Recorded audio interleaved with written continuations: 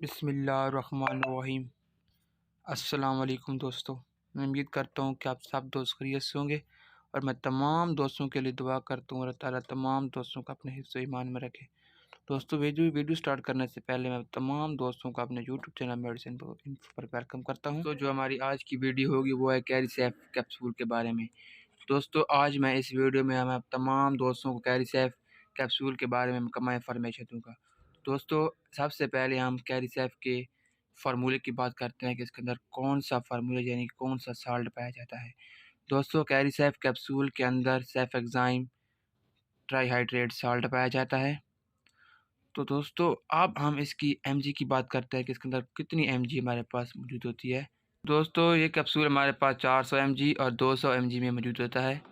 दोस्तों, अब हम इसकी कंपनी की बात करते हैं कि इसको कौन सी कंपनी तैयार करती है। दोस्तों, ये हमारे पास सामी कंपनी का एक बहुत ही अच्छा ब्रांड है और इसको एक बहुत ही अच्छी कंपनी तैयार करती है। तो अब हम दोस्तों इसकी प्राइस की बात करते हैं कि ये हमें कितने का मिल जाते हैं 5 कैप्सूल। दोस्तों, इसकी जो प्राइस है वो है 415 रुपये। दोस्तों, ये था इसका ओवर रिव्यू और इसके अंदर तकरीबन सिर्फ 5 ही कैप्सूल होते हैं। दोस्तों, अब हम इसके यूज़ की बात करते हैं कि इसको हम किस बीमारी यानी कि किस किस्म की बीमारी के लिए इस्तेमाल कर सकते हैं। दोस्तों, ये एक एंटी बैक्टीरियल इन्फेक्शन के लिए यानी कि एक बैक्टीरियल इन्फेक्शन के लिए इस्तेमाल होने वाला कैप्सूल है। दोस्तों, जैसे कि हमारे रेस्पिरेटरी ट्रैक के अंदर कोई इन्फेक्शन है तो हम इस मेडिसिन का यानी कि इस कैरिसेफ कैप्सूल का इस्तेमाल कर सकते हैं। दोस्तों, अगर हमारे यानी कि ब्रोंकियो नाली के अंदर कोई इन्फेक्शन आ गया, जैसे कि हमें नज़ला ज़ुकाम वगैरह लगा हुआ है, हमारे गले वगैरह में दर्द होता है यानी कि गले में कोई इन्फेक्शन है, तो हम फिर भी इस कैप्सूल का इस्तेमाल कर सकते हैं। दोस्तों, अगर हमें गले के अंदर इन्फेक्शन है या हमारे कान के अंदरूनी हिस्से में इन्फेक्शन है, तो हम कान के अंदरूनी हिस्से से अगर पीप यानी रेशे वगैरह आता है, तो हम फिर भी कैरिसेफ कैप्सूल का इस्तेमाल कर सकते हैं। दोस्तों, अगर हमारे यूरिनरी ट्रैक वगैरह में इन्फेक्शन है यानी कि हमें छोटे पेशाब की नाली वगैरह में इन्फेक्शन है तो हम कैरिसेफ कैप्सूल का इस्तेमाल कर सकते हैं।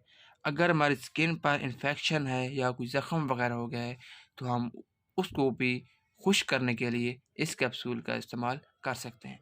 दोस्तों, अगर हम ऑपरेशन कराते हैं, हमें सर्जरी के दरमियान जो ज़ख़म आता है तो उन ज़ख़म को ठीक करने के लिए भी हम कैरिसेफ कैप्सूल का इस्तेमाल कर सकते हैं। दोस्तों, ये थे इसके यूज़ेस।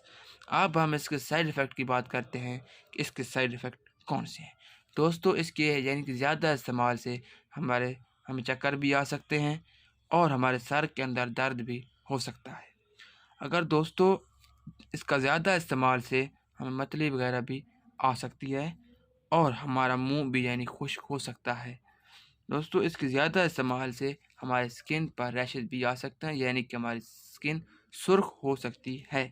दोस्तों, ये थे इसके नॉर्मली साइड इफ़ेक्ट।